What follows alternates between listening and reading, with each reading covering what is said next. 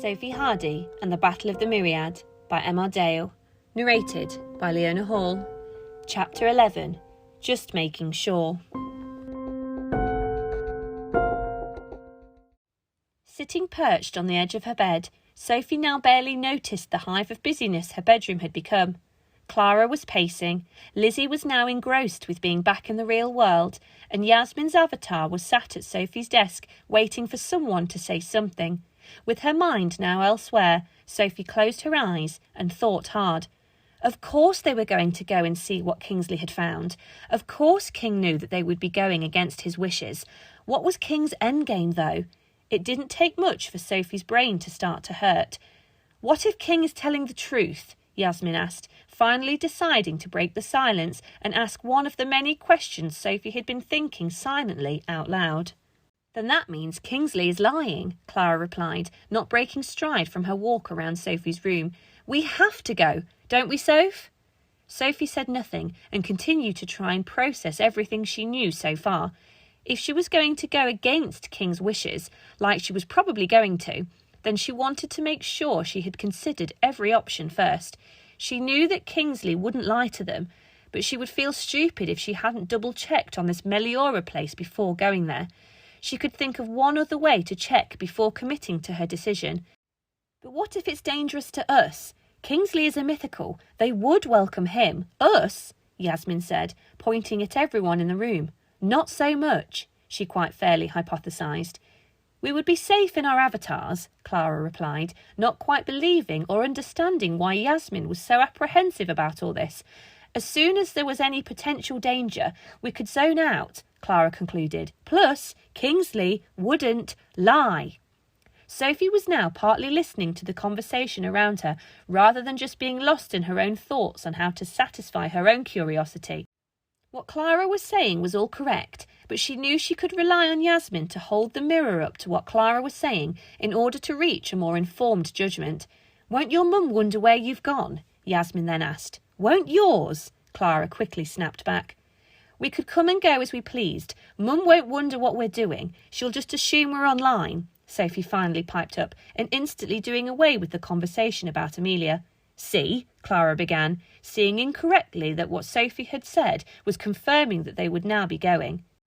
Lizzie stood up from her place on the floor and went to speak, but before she could say anything, there was a loud knock on Sophie's bedroom door, which caught everyone by surprise.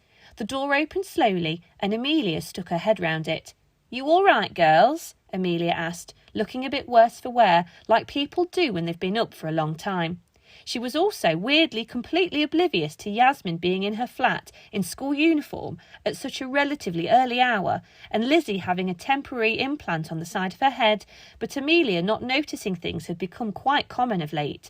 All the girls just nodded and didn't appreciate the disturbance at this important time. Did you go to the shop, Soph? I've seen the bags in the kitchen, but the stuff hasn't been put away, Amelia asked, while rubbing her eyes and yawning. Sophie was weirdly embarrassed and couldn't bring herself to say yes, and so just nodded. Annoyance crept in as well, because she'd been to the shops, and it felt like criticism of her for not putting the shopping away. How dare her mum complain that it was still out?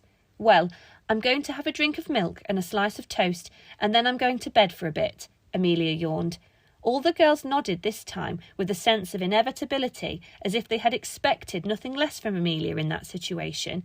Amelia then closed the door and left. Solves any vague problem there might have been with your mum, Clara said flippantly. Sophie couldn't argue with that. There was no school, nothing exciting happening at home. There was nothing in the real world to keep her occupied during the day.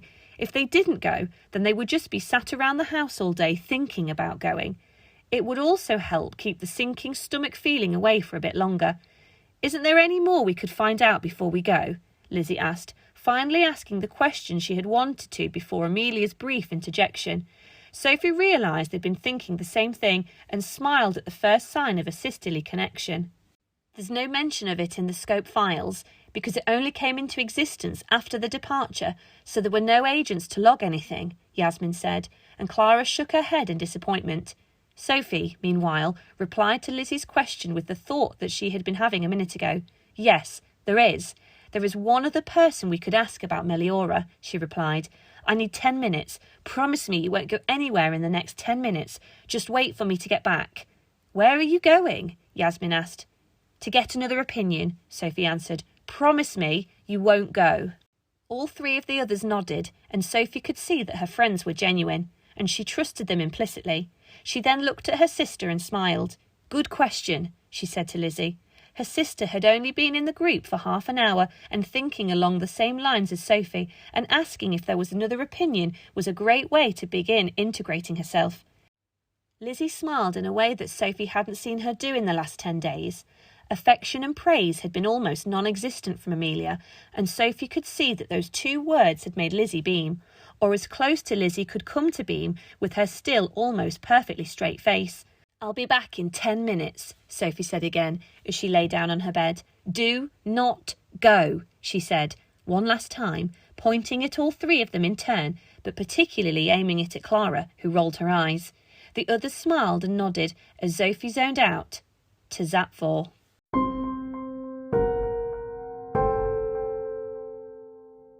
The Sophie Hardy Saga was written and produced by M.R. Dale and narrated and produced by Leona Hall. If you enjoyed it and would like to continue to follow the adventures of Sophie and her friends in coming episodes, then please subscribe through one of the many podcast providers out there. The links for each of these can be found on our website.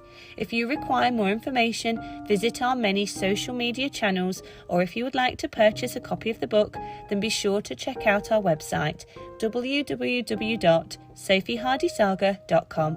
Thank you for listening, and we hope you enjoy.